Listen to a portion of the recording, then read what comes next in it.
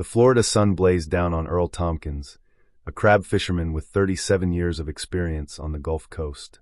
His hands, weathered by salt water and sun, moved with practiced efficiency as he worked his lines. His boat's diesel engine chugged steadily as the winch groaned, pulling a blue crab trap up from 40 feet below. "Heavy one today," he muttered, squinting against the glare. The trap broke the surface in a cascade of seawater. Inside, he could see the telltale scuttling of blue crabs, but something else caught his eye, a flash of pink. He swung the trap onto the sorting table and opened the door, and a phone in a waterlogged pink case spilled out among the clicking crabs. Algae and barnacles had begun to colonize its surface. It was an iPhone, its screen black and lifeless. Earl had found lost items before, watches, sunglasses, even a wedding ring he'd turned over to the Coast Guard. But this one had been down there a while. The trap had been soaking for 2 weeks, 8 miles from shore. By the time he reached the marina, Earl had decided to take it to the sheriff's office. An hour later, standing at the evidence counter, he handed over the barnacle-covered phone, never imagining it would shatter a year of silence. Grant Westfall was reviewing architectural plans when his phone rang. The caller ID showed the Collier County Sheriff's Office. "Mr. Westfall, this is Detective Patricia Chin," a voice said. "Are you the father of Kira Westfall?" The plans on his desk blurred. Grant's throat tightened. "Yes, I'm her father. Has something happened?" "We've recovered some property that may belong to your daughter," Detective Chin said gently. A cell phone was found by a commercial fisherman. The serial number matches the device registered to your daughter. I understand she's been missing for approximately 1 year.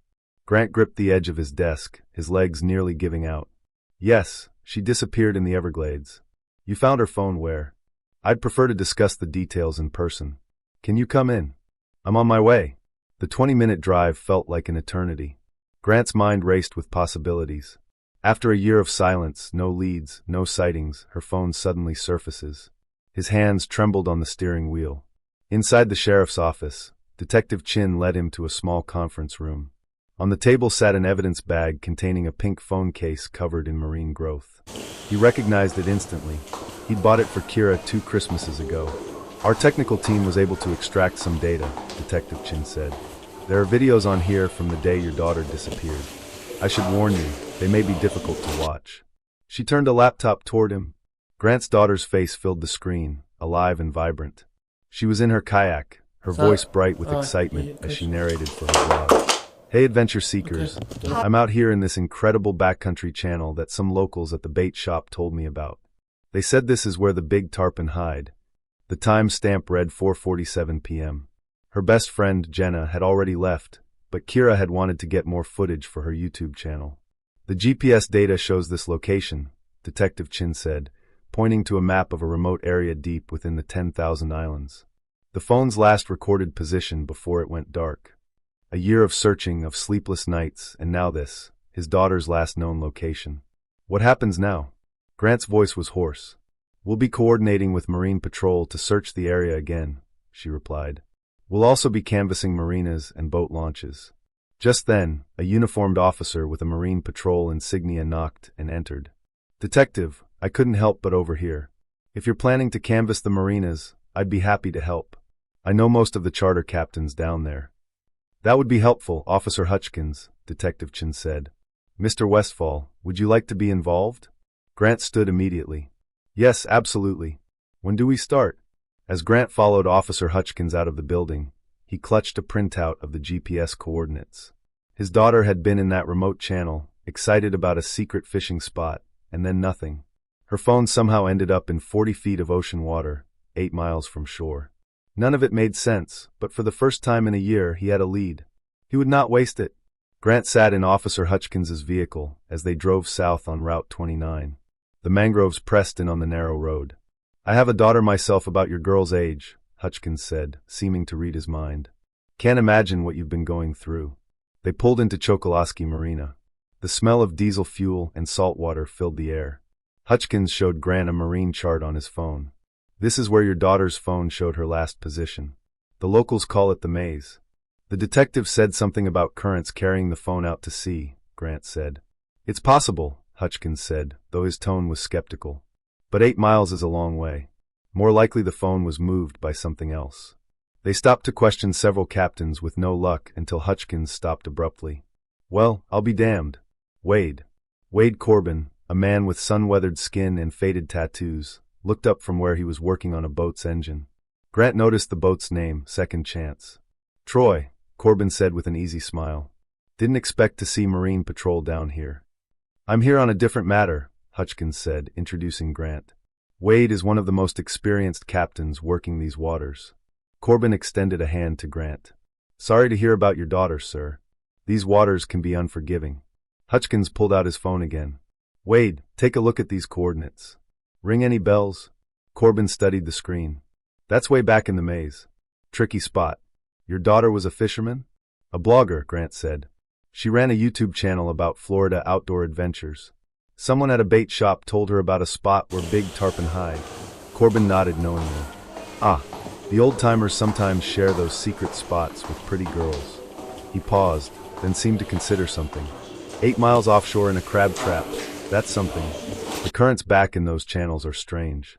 I've seen stuff get sucked out from the backcountry and end up in the Gulf. Found a kayak paddle once, 15 miles from where the owner lost it. Is that what you think happened? Okay. Grant asked eagerly. Corbin shrugged. It's the only thing that makes sense. Unless, he trailed off, shaking his head. Unless what? Nothing. Just thinking out loud.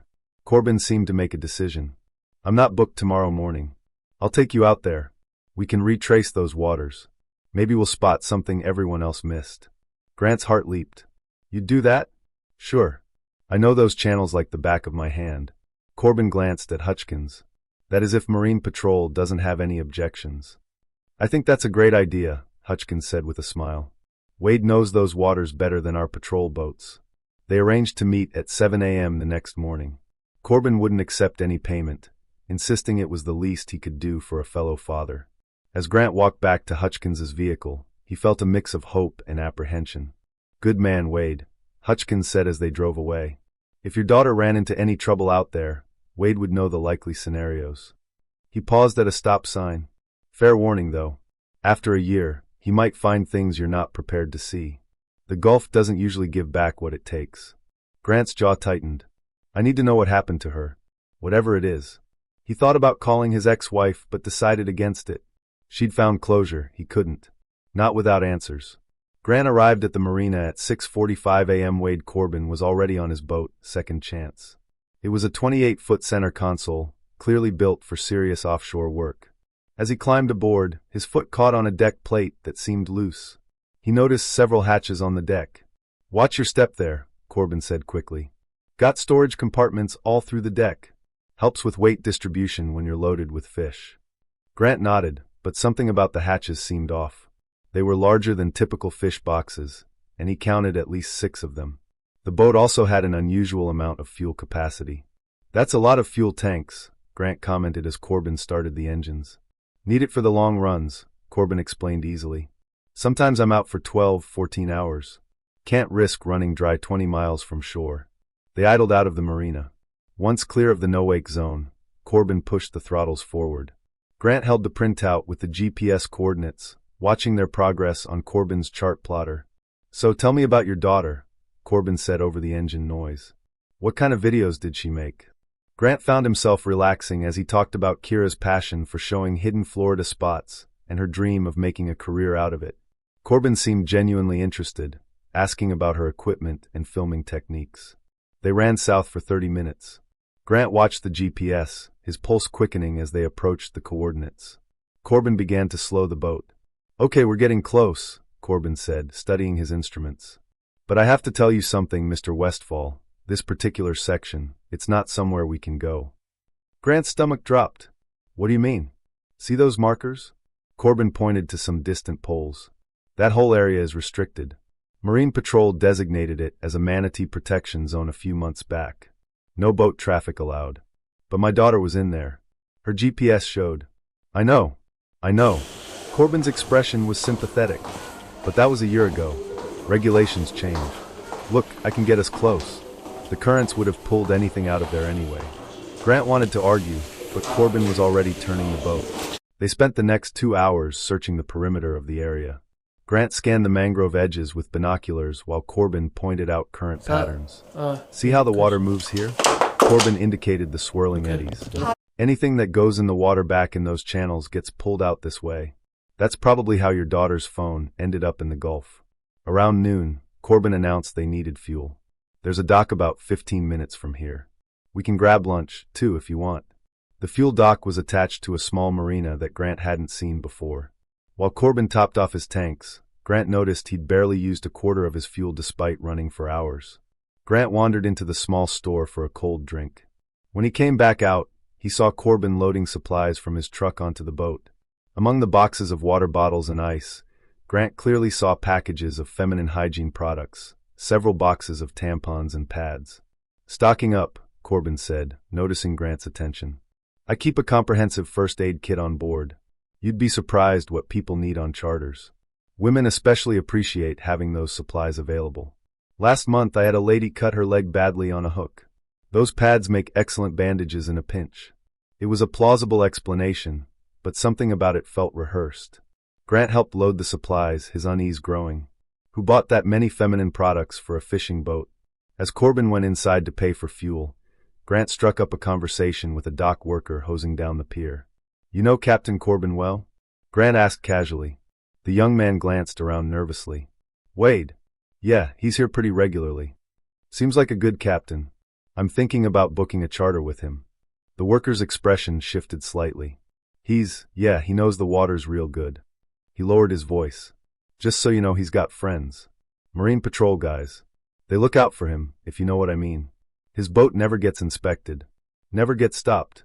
Before Grant could ask more, Corbin emerged from the store. The dock worker quickly busied himself with his hose, avoiding eye contact. On the ride back to Chokoloskee, Grant's mind churned. Hidden compartments that seemed too large for fish, excess fuel capacity, feminine hygiene products in bulk, friends in Marine Patrol who ensured his boat was never inspected. Each detail by itself could be explained away. But together, they painted a troubling picture.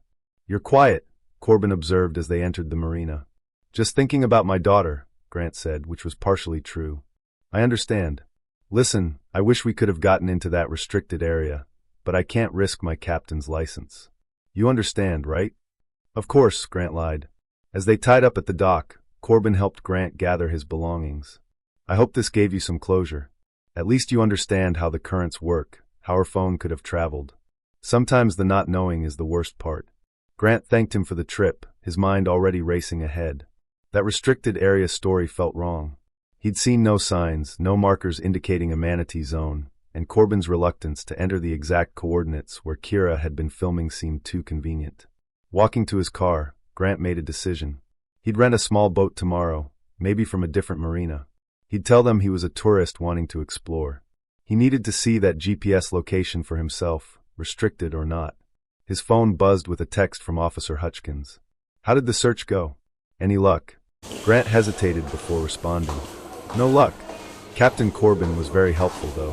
Thank you for the recommendation." He didn't mention his suspicions. Not yet, but as he drove home, Grant couldn't shake the feeling that Corbin's helpfulness was hiding something else entirely. The man knew those waters intimately, including perhaps the perfect places to make someone disappear. Grant barely slept that night, his mind replaying every detail from the boat trip. By 5 a.m., he'd made up his mind. He drove to Goodland Marina, far enough from Chokoloskee that he wouldn't run into Corbin or his associates. Morning, he greeted the rental desk clerk with forced casualness. "I'm visiting from Ohio, hoping to do some sightseeing in the mangroves. Maybe some fishing." The clerk, a retiree named Carl, barely looked up from his newspaper. "Know how to handle a boat?" "Yes, sir. Had a base boat back home for years." 20 minutes later, Grant was navigating a 17-foot skiff through the calm morning waters. He'd programmed the GPS coordinates into his phone, using it to guide him deeper into the maze of mangrove channels. The rental boat's small motor seemed loud in the pre-dawn quiet. As he wound through increasingly narrow passages, Grant understood why they called it the maze. Every turn looked identical, walls of twisted mangrove roots rising from dark water. Without GPS, he'd be hopelessly lost within minutes. The coordinates led him into a particularly remote channel, barely wide enough for 2 boats to pass. Grant cut the engine, letting momentum carry him forward. That's when he heard it, the low rumble of diesel engines somewhere ahead. He grabbed a mangrove root to stop his drift and listened. Definitely boats, more than one, their engines idling. Grant tied off to a branch and climbed carefully onto the mangrove roots, his boat shoes slipping on the wet bark. He picked his way through the tangle, following the sound. Through a gap in the foliage, he saw them. 3 boats rafted together in a small natural bay. One was Corbin's second chance, but there was also another vessel Grant hadn't seen before, a 25-foot Mako with a blue hull. The third boat made Grant's breath catch, a Marine patrol vessel with official markings. Wade Corbin stood on the patrol boat's deck talking with officers Hutchkins and Navarro. Grant recognized Navarro from the Marine patrol station, a stocky man with a thick mustache. They were transferring supplies from the Mako to Corbin's boat, heavy boxes that took 2 men to lift. Grant pulled out his phone, switching it to silent before activating the camera. He zoomed in as much as possible, trying to capture faces and boat registration numbers. The men seemed relaxed, clearly familiar with this routine. Next shipment from Cuba should be Thursday night, Hutchkins was saying, his voice carrying across the water. Same pickup point. Weather looks good. How many this time? Corbin replied. 12, maybe 15. Families mostly, kids included. Grant's hands shook as he recorded. Human trafficking. They were talking about smuggling people. Navarro spat into the water. Getting risky with all the federal heat lately. Homeland Security's been sniffing around the docks. That's why we pay you boys 30%, Corbin said with a cold smile. To keep them sniffing somewhere else. Speaking of heat, Navarro said, glancing at Hutchkins. What about that other situation? From last year? Maybe it's time to clean house. No, Corbin's voice turned sharp. That's my call, not yours. Grant's hands trembled as he kept recording. What situation from last year? Around the time Kira disappeared. Your dick's going to get us all locked up, Hutchkins muttered. Should have handled it properly from the start. The Gulf doesn't ask questions. We've been through this, Corbin said. The wrong move would have brought every federal agency down here. The current arrangement works. Does it? Her old man sniffing around, that phone turning up. Navarro spat into the water. He won't find anything. I showed him everything except what matters. He bought the restricted zone story. Corbin's tone carried a dark satisfaction. Some things are worth the risk. The facility's secure enough. Grant forced himself to keep recording despite the rage building in his chest. They had Kira. They'd kept her for a year. The phone in the crab trap, had that been an accident? Or had she somehow managed to get it into the water? We should move the next group through the facility Thursday night after pickup, Hutchkins said. Route 41 should be clear by midnight. Agreed. I'll have the warehouse section ready. Corbin began untying the boats. Same protocols as always. No lights visible from the road, and I'll handle the other matter then too. Grant had heard enough. He began backing away carefully, but his foot slipped on wet moss. A branch cracked loudly under his weight. What was that? Navarro's hand moved to his sidearm. Probably a raccoon, Corbin said, but he was scanning the mangroves. Lots of wildlife back here. Grant froze, pressing himself against a thick trunk. His heart hammered so hard he was sure they could hear it. After an eternity, he heard engines starting. I'll check it out, Hutchkins said. You two head out. Don't want to cluster here too long. Grant waited until the engine sounds faded in different directions before creeping back to his boat. His hands shook as he untied the line. The abandoned processing plant off Route 41 Thursday night. His daughter was there, had been there all along. He started the engine and turned back toward Goodland, forcing himself to maintain normal speed. His mind raced with the implications. That other situation from last year, they were hiding something connected to the time Kira disappeared. The facility on Route 41 Thursday night. Whatever they were protecting, Corbin seemed personally invested in it. The way he said, "Some things are worth the risk," made Grant's skin crawl. The trafficking operation explained everything. The hidden compartments, the extra fuel for long runs to Cuba, the Marine patrol protection. But there was something else.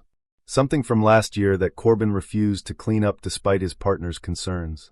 Something at that facility that was important enough to risk their entire operation. Grant checked his phone. The video was there, shaky but clear enough, faces, voices, boat numbers, evidence of human trafficking, but also hints of something more, something connected to when Kira vanished. As he entered Goodland Marina, Grant made a decision. He had family in Miami. His brother-in-law Blake was a DEA agent, federal authority, outside the local network. It would take time to mobilize federal resources, but at least Blake could be trusted. But Thursday was only 3 days away. If they were planning to handle the other matter, then, if they were going to clean up whatever loose end they'd left from last year, he might lose any chance of finding out what really happened to Kira. Grant tied up the rental boat, his mind already planning.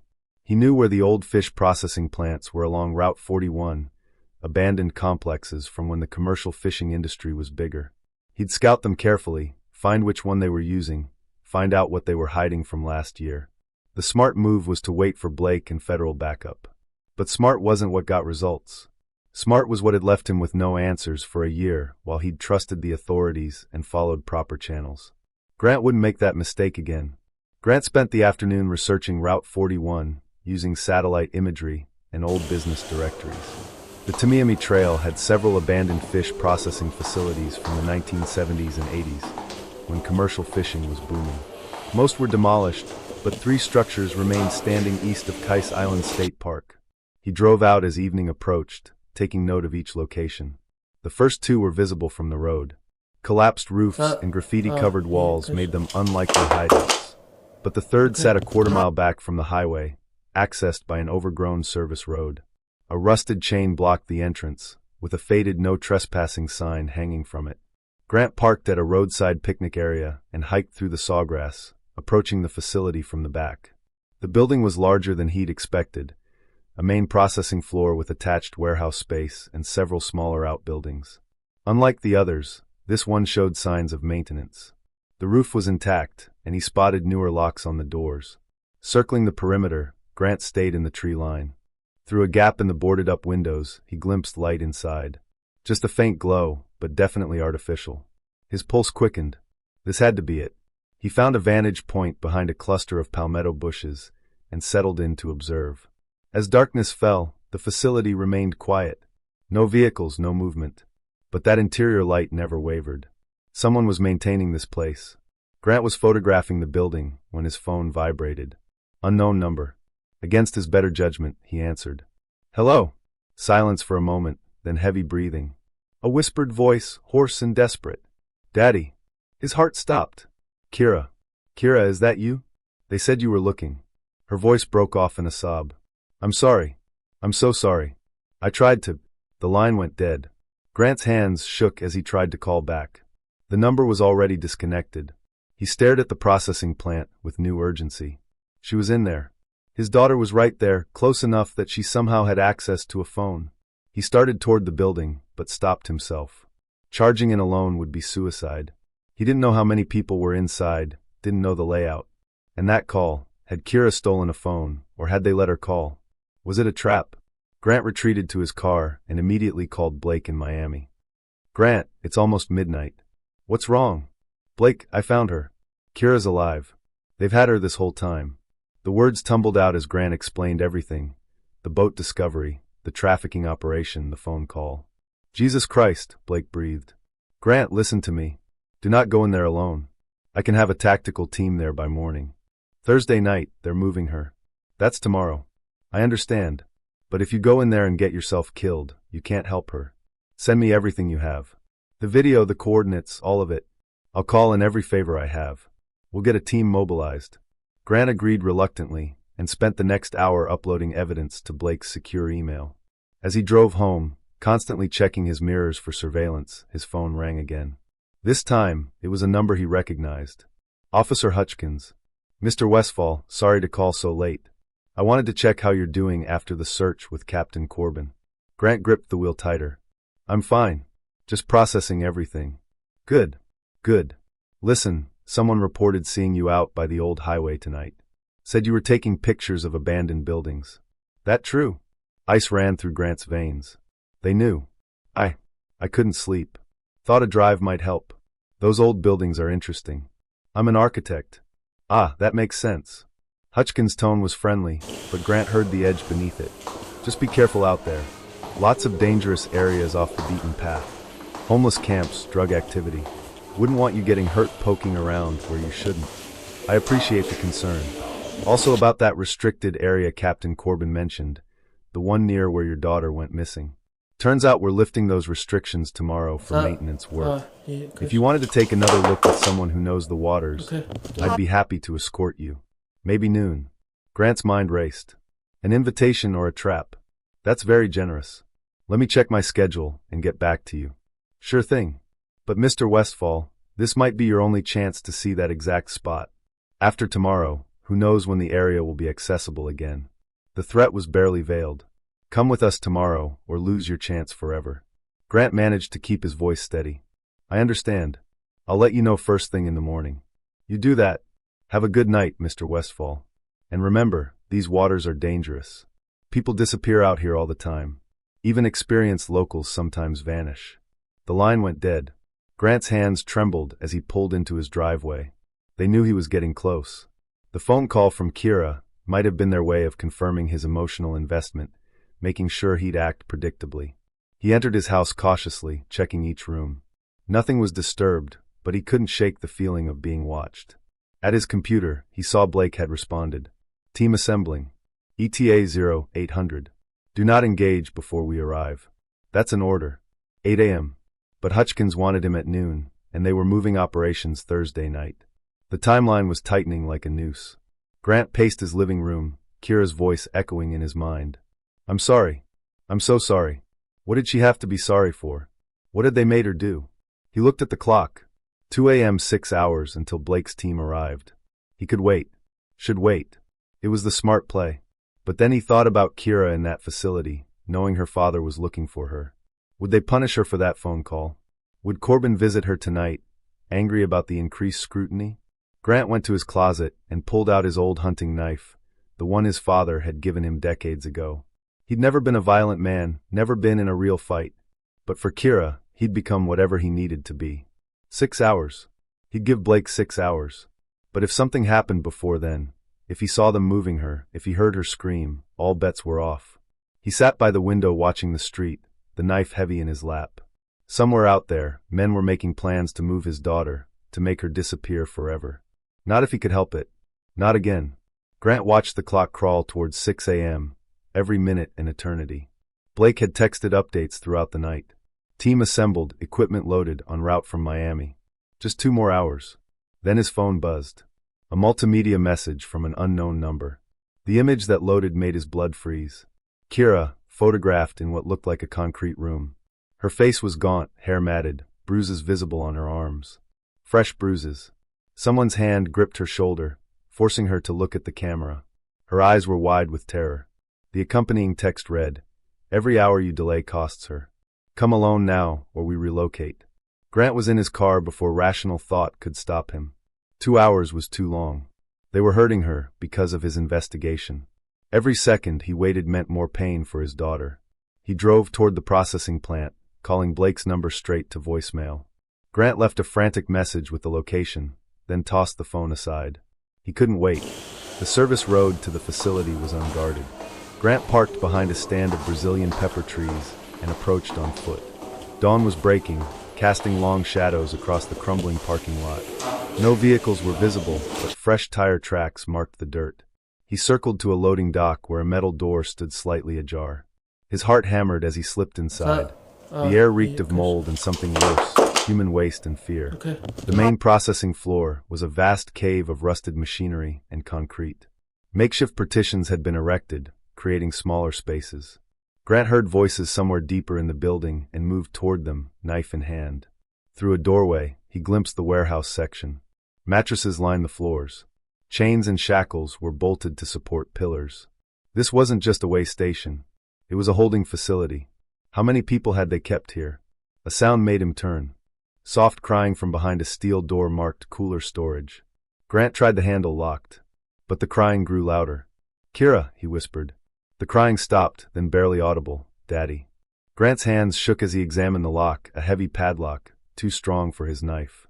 He looked around frantically for something to break it with. Well, right on schedule.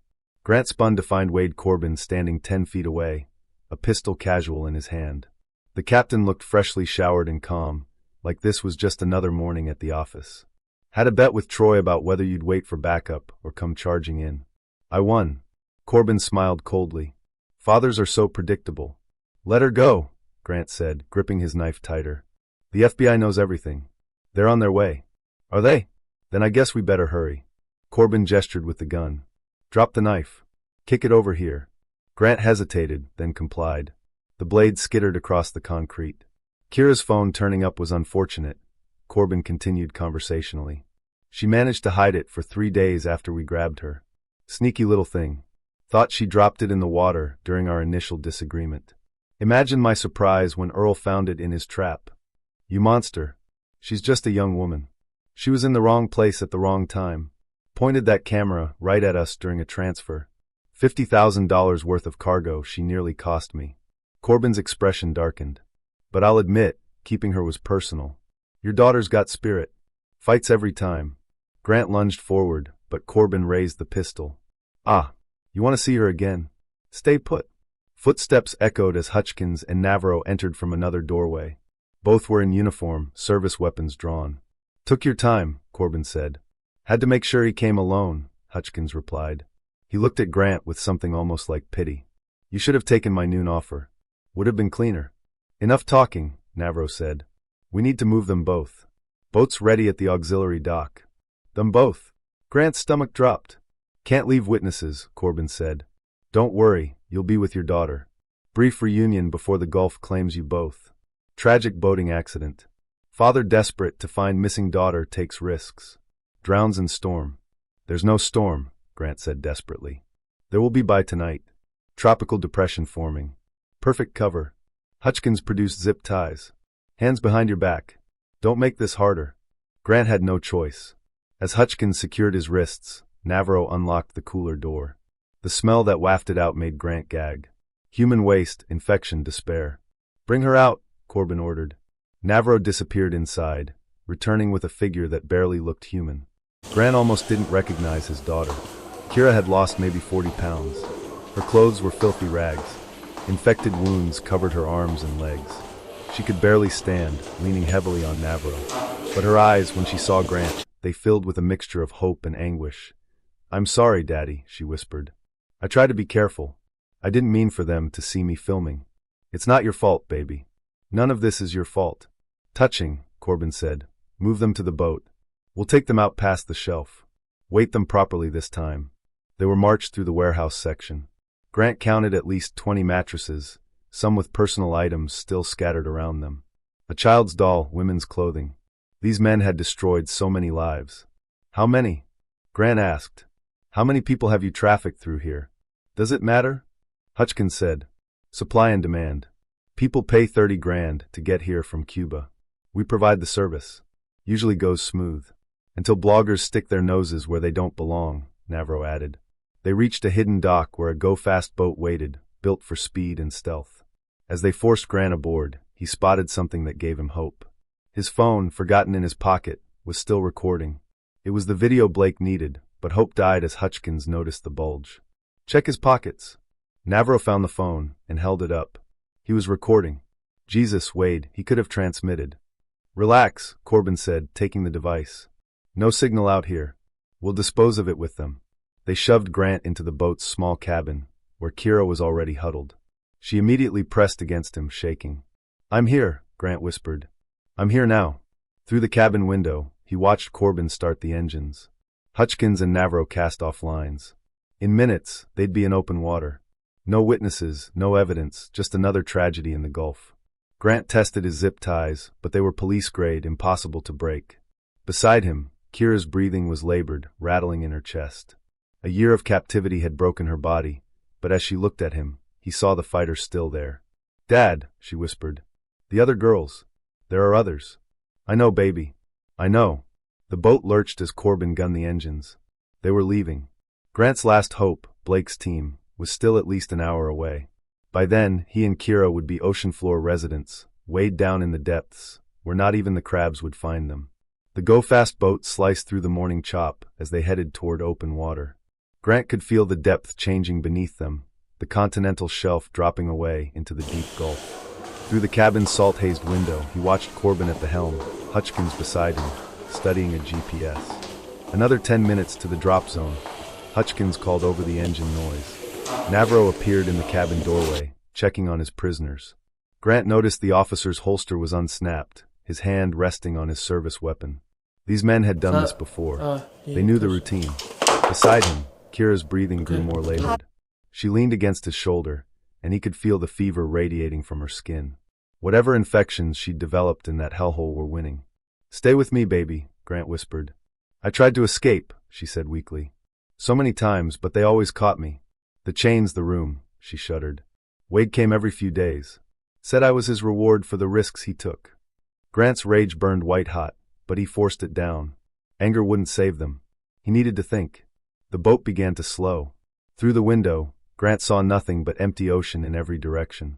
The perfect place for bodies to disappear. "All right, bring them up," Corbin commanded. Navarro hauled Grant to his feet, then grabbed Kira roughly.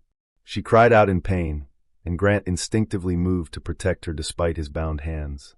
"Leave her alone. She can barely stand." Navarro backhanded him casually. "Shut up." They were forced onto the deck, where Corbin had already prepared 2 lengths of heavy chain. Hutchkins was attaching concrete blocks to the ends, the kind used for mooring markers. Professional, efficient. "Any last words?" Corbin asked mockingly. "Want to tell each other you love each other? Make peace with God." Grant looked at his daughter, memorizing her face. Even broken and brutalized, she was still his little girl. "I love you, Kira. I never stopped looking. Never." "I know, Daddy. I love." The sound of rotor blades cut through the morning air. Everyone looked up to see a helicopter approaching fast and low. He crumpled instantly. "Stop the boat," the amplified voice commanded. "You are surrounded." Corbin looked wildly between the approaching vessels and Kira in his grip. Grant saw the decision in his eyes. If he was going down, he'd take her with him. "No!" Grant lurched to his feet. Corbin shoved Kira toward the stern rail. The concrete block went over first, its chain unspooling rapidly. In seconds, it would pull her under. Grant didn't think. He just moved. Hands still bound, he slammed into Corbin with every ounce of desperate strength. They hit the deck hard, rolling toward the edge. The chain was almost taut. Grant saw Kira trying to resist, but she was too weak. The weight would drag her over in seconds. Blake Torres fast-roped from the helicopter onto the deck, tactical gear and rifle ready. His shot was precise. Corbin's shoulder exploded in red. The captain's scream was cut short as Blake's boot connected with his jaw.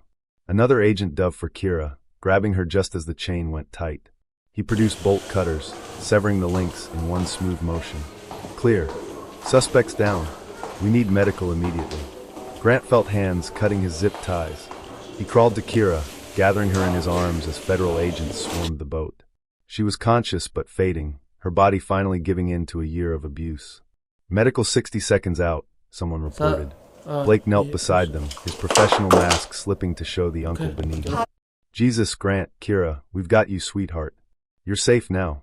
"The facility," Grant said urgently. "There are others, women and children." "Already raided," Blake assured him. "Your video gave us everything. 12 refugees rescued, all alive. The whole network's coming down." A medical helicopter thundered overhead, preparing to lower a basket. Grant held Kira tighter, feeling her heartbeat against his chest, weak but steady, alive. "Daddy," her voice was barely a whisper. "I'm here, baby. I'm here." The nightmares, they said no one was looking anymore. "I never stopped. Not for one day." Hutchkins sat in federal custody, already spilling everything he knew. Corbin writhed on the deck as medics worked on his shoulder. His reign of terror finally ended. The man who'd kept Grant's daughter as a personal toy would never touch her again. As the medical team prepared Kira for transport, she gripped Grant's hand with surprising strength. "Don't leave me," she pleaded, reverting to the little girl who used to be afraid of the dark. "Never again," Grant promised. "Where you go, I go." The rescue basket lifted them together toward the medical helicopter. Below, the go-fast boat swarmed with federal agents. Evidence teams were already documenting everything. In the distance, more helicopters converged on the shoreline. The processing plant, the marina, every location from Grant's desperate investigation was being raided simultaneously. Blake had mobilized an army. As they rose into the morning sky, Grant looked down at the boat where he'd almost lost everything. The chains and concrete blocks meant for him, and Kira lay abandoned on the deck, monuments to what nearly was. But they'd survived. Against all odds, through a year of hell, his daughter had held on long enough for him to find her. The nightmare was over. The healing could finally begin. The fluorescent lights of Naples Community Hospital's ICU cast harsh shadows across Kira's face. Grant hadn't left her bedside in 18 hours, watching the steady rise and fall of her chest. IVs delivered antibiotics for the multiple infections ravaging her body. Malnutrition had stolen 43 pounds from her frame. The psychological evaluation would come later, but the physical damage alone was staggering. Blake Torres entered quietly, his DEA badge clipped to his belt. She's stable for now. Grant didn't look away from his daughter. The doctors say it'll be a long recovery. Months, maybe years. She's strong like her old man. Blake pulled up a chair. Corbin's talking. Full confession from his hospital bed. Turns out he's more afraid of Cuban cartel retaliation than federal prison. Tell me. The operation was moving 15 to 20 refugees per trip at $30,000 a head. That's $450,000 gross split between Corbin, the two cops, and their Cuban partners. Been running for 3 years. Grant's jaw tightened. And Kira? Wrong place, wrong time. She paddled into that channel, just as they were transferring a boat full of refugees. Had her camera pointed right at them. Corbin saw the red recording light. He rammed her kayak, knocked her into the water. During the struggle, her phone fell out of her pocket, but she managed to grab it before he subdued her, hid it in her clothing. The phone that ended up in the ocean. Blake nodded. She kept it hidden for 3 days, but the battery was already nearly dead from filming all day. It died within hours of her capture. No chance to call for help. She kept the dead phone hidden anyway, hoping somehow it could still help. On the 3rd day, when they were moving her to a more secure room, she knew it was now or never, managed to throw it into a drainage canal behind the facility during the transfer, probably hoping someone would eventually find it, trace the GPS data from her last videos. The canal connected to a tidal creek. Phone got swept out to sea over the months. Grant finally looked at his brother-in-law. Pure chance that fisherman found it. 1 in a million, but it was enough. Blake's expression darkened. Corbin admitted he kept her for personal reasons. Said killing her would bring too much federal heat, but that was just his excuse. The sick bastard had been assaulting her regularly.